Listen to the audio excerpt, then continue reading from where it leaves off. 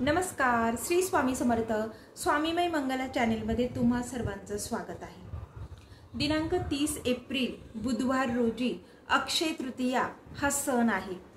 या सणाची आपण सगळेजण अतिशय आतुरतेने वाट बघत असतो, कारण की हा जो अक्षय तृतीया हा जो दिवस आहे ना, तो अतिशय महत्त्वाचा मानला गेलेला आहे.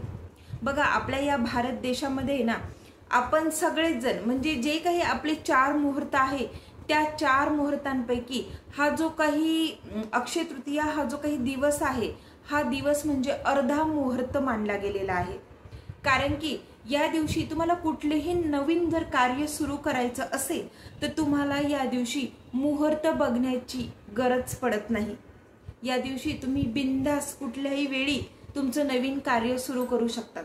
मग ते कुठलेही कार्य असो, जसं की जर तुम्हाला तुमच्या घराची वास्तुशांती करायची असेल, किंवा मग जर तुम्हाला नवीन घर घ्यायचं असेल, किंवा मग जर तुम्हाला आता शेतकऱ्यांना नवीन ट्रॅक्टर घ्यायचा असेल, किंवा कुणाला नवीन 4 व्हीलर कार घ्यायची असेल, किंवा कुणाला नवीन काहीतरी व्यवसाय सुरू करायचा असेल, अशा ज्या काही शुभ गोष्टी असतील, तुमचं जर काही विवाह असतील तर ते विवाह सुद्धा तुम्ही अक्षय तृतीयेच्या मुहूर्तावर करू शकतात. असं कुठल्याही प्रकारचं जे काही शुभ कार्य असेल ते तुम्ही या दिवशी करू शकतात. आणि म्हणूनच या दिवसाला अक्षय तृतीयेला अतिशय महत्त्व दिलं गेलेलं आहे.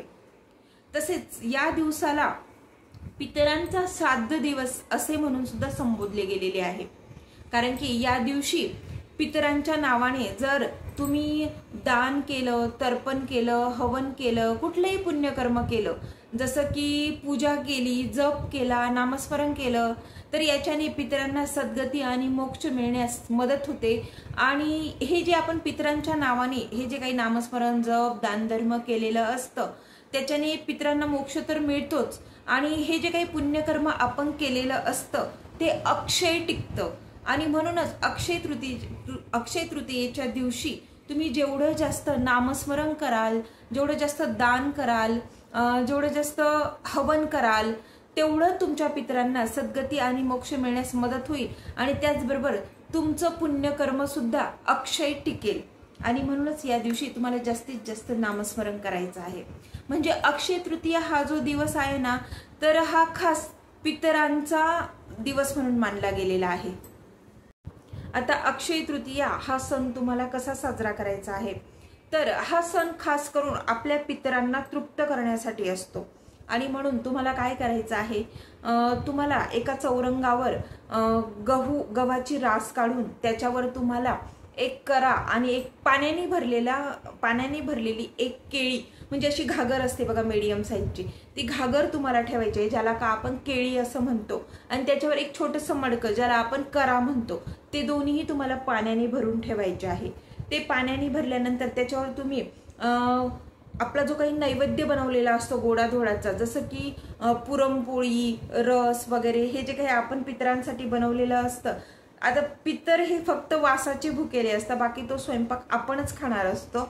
परंतु पितर हे वासाने तृप्त होणारे असतात, आणि म्हणूनच त्यांच्यासाठी आपल्याला हा गोडाधोडाचा स्वयंपाक करणं अतिशय गरजेचं आहे. जसं की पुरणपोळी, आमरस या गोष्टी आपल्याला त्या दिवशी करायच्या असतात. तर मग तुम्ही त्या कर्यावर एखादं फळ ठेवू शकता, जसं की खरबूज म्हणा किंवा आंबा म्हणा, तुम्हाला जे पटेल ते तुम्ही त्याच्यावर ठेवू शकता. आणि मग तुम्हाला या करा केळीचं व्यवस्थित दिवा वगैरे लावून पंचोपचारे पूजन करायचं आहे. आणि तुम्हाला या करा केळीसमोर नैवेद्य सुद्धा अर्पण करायचं आहे. अशा प्रकारे तुम्हाला अक्षय तृतीयेच्या दिवशी या गोष्टी करायच्या आहे. आणि मग साधारण 12 वाजेच्या दरम्यान तुम्हाला हे सगळं करायचं आहे. आणि 12 वाजल्यानंतर तुम्हाला जो काही तुम्ही स्वयंपाक बनवलेला आहे त्याच्यामधनं सगळी पक्वानं घेऊन, जसं की पुरणपोळी, आमरस आणि सार, भात, भजे, कुरडे, हे सगळे पक्वानं एका ताटात घेऊन तुम्हाला आगेरी म्हणजे अग्नीमध्ये तुम्हाला पितरांच्या नावाने घास अर्पण करायचा आहे पितरांसाठी. आणि त्याच्यावर तुम्हाला साजूक तूप सुद्धा, घरचं गावठी साजूक तूप तुम्हाला त्याच्यावर अर्पण करायचं आहे पितरांच्या नावाने. आता हे कशासाठी असतं, तर याचा जो काही वास तयार होतो बघा, आपण जेव्हा साजूक तूप अग्नीमध्ये अर्पण करतो पितरांच्या नावाने, तेव्हा खूप छान असा वास आपल्या घरामध्ये सुवास दरवळतो त्या तुपाचा. तर आपले जे काही पितर असताना ते फक्त याच वासाची भुकेले असतात आणि त्यांना बघायचं असतं की अक्षय तृतीया हा जो त्यांचा दिवस आहे याच्यासाठी आपली पिढी आपल्यासाठी काय करत आहे। आणि म्हणूनच या पितरांचा आत्मा तृप्त करण्यासाठी आपल्याला पितरांना अगणित पितरांच्या नावाने घास अर्पण करायचा असतो। मग तुमच्या पिढी म्हणजे तुम्हाला जेवढी माहिती आहे पितरांचे नाव, त्यांचं नाव घेऊन तुम्ही अग्नीमध्ये असे घास तुपासहित जो काही स्वयंपाक केलेला आहे गोडाधोडाचा तो अग्नीमध्ये तुम्ही अर्पण करत जा। आणि ज्यांची नावं नसेलही माहिती तरी त्या पितरांच्या नावाने सुद्धा माझ्या 21 पिढी पितरांना हे जेवण मिळू द्या अशी प्रार्थना करा तुम्ही। आणि मनोमन अशी प्रार्थना केल्यानंतर त्यांच्या सगळ्यांच्या नावाने, जरी नावं माहिती नसेल तर मनोमन अशी प्रार्थना करा का माझ्या माहेरकडील माझ्या सासरकडील 21 पिढी पितरांना हे जेवण मी अर्पण करत आहे असं म्हणून तो घास तुम्ही अग्नीमध्ये अर्पण करा।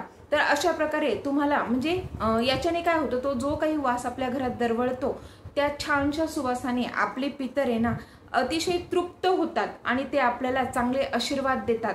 त्याचबरोबर आपण हे जे काही करतो अग्नीमध्ये घास टाकणं वगैरे याच्याने ना पितर तृप्त होऊन आपण त्यांच्या नावाने जे काही म्हणजे दानधर्म करतो त्याच्याने त्यांना सद्गती लाभण्यास मदत मिळते। आता आपण पितरांच्या नावाने जे काही करा केळी भरून ठेवलेलं असतं पाण्याने, त्याच्यावर जे काही फळ खरबूज आंबा वगैरे ठेवलेलं असतं, त्याचबरोबर त्याला जो काही आपण नैवेद्य अर्पण केलेला असतो पुरणपोळी सार भात आंबेरस याचा जो काही नैवेद्य अर्पण केलेला असतो ते सगळं तुम्हाला एखाद्या गरीब व्यक्तीला दान म्हणून द्यायचं आहे। तुमच्या पितरांच्या नावाने तुम्हाला ते दान धर्म करायचा आहे। तुम्ही हे जे काही दान करतात ना ते अक्षय टिकतं अक्षय तृतीयेच्या दिवशी केल्याने, आणि हे दान तुम्ही पितरांच्या नावाने करतात आणि म्हणूनच तुमच्या पितरांना लवकर सद्गती मिळण्यास मदत होते, लवकर मोक्ष मिळण्यास मदत होते आणि त्यांना लवकर सद्गती मोक्ष मिळाल्यामुळे तुमचे हे पितर तुमच्यावर खुश होऊन तुम्हाला भरपूर सारे चांगले आशीर्वाद देऊन जातात।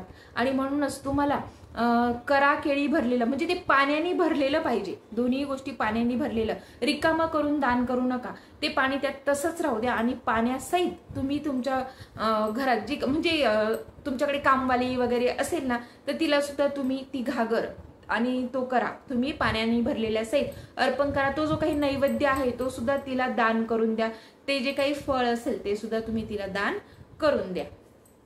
तसेच अक्षय तृतीया या दिवशी तुम्हाला काय करायचं आहे, घरातील सगळ्या व्यक्तींनी दक्षिणेकडे तोंड करून पितृस्तोत्र असं हात जोडून म्हणायचं आहे। त्याचबरोबर तुम्ही जो काही स्वयंपाक केलेला असेल त्या स्वयंपाकातील काही भाग एका पत्रावळीवर तुम्हाला काढायचा आहे आणि तो स्वयंपाक म्हणजे तो नैवेद्य इतका काढा तुम्ही की साधारण त्याच्यात एक व्यक्ती पोट भरून जेवेल एवढा स्वयंपाक एवढा नैवेद्य तुम्हाला त्या पत्रावळीवर काढून ठेवायचा आहे। जसं की एक पुरणपोळी सार भात एक वाटी रस असं एक व्यक्ती पूर्णपणे पोट भरून जेवून जाईल एवढा तुम्हाला त्या पत्रावळीवर काढून ठेवायचं आहे। हे शेतकऱ्यांनी करायचं आहे आणि शेतामध्ये जाऊन शेतामधली जी काही मध्यभागी त्यांची जागा आहे शेताची त्या मध्यभागी जाऊन साधारण 1 बाय 1चा असा खोल थोडासा 1 फूट खोल असा खड्डा खोदायचा आहे, त्यात ते जेवण धरणी मातेला अर्पण करायचं आहे आणि वरतून माती लोटून द्यायची आहे त्याच्यावर आणि मनोमन सीता मातेला प्रार्थना करायची आहे। आणि या दिवशी तुमचे जे काही शेतातील नवीन कामं आहे त्या नवीन कामांना तुम्हाला शेतकऱ्यांना सुरुवात करायची आहे। तर अशा प्रकारे शेतकऱ्यांनी धरणी मातेला त्यांच्या शेत जमिनीला हा नैवेद्य अर्पण करायचा आहे। तर अशा प्रकारे तुम्हाला अक्षय तृतीया हा सण साजरा करायचा आहे। या दिवशी तुम्ही भरपूर आपल्या श्री स्वामी समर्थ महाराजांचं नामस्मरण करा, जप करा, महाराजांची जेवढी जास्तीत जास्त सेवा करता येईल तेवढी जास्तीत जास्त सेवा करा, कारण या दिवशी केलेली जी काही तुमची सेवा आहे ती अक्षय टिकणारी आहे। त्यामुळे या दिवशी भरपूर दानधर्म करा। आजची माहिती जर तुम्हाला आवडली असेल तर व्हिडिओला लाईक नक्की करा, त्याचसोबत आपल्या महाराजांसाठी कमेंटमध्ये श्री स्वामी समर्थ असेही लिहा। चॅनेलला सबस्क्राईब करा आणि बेल आयकॉनला क्लिक करा म्हणजे माझे यापुढील व्हिडिओ तुमच्यापर्यंत येऊन पोहोचतील। श्री स्वामी समर्थ।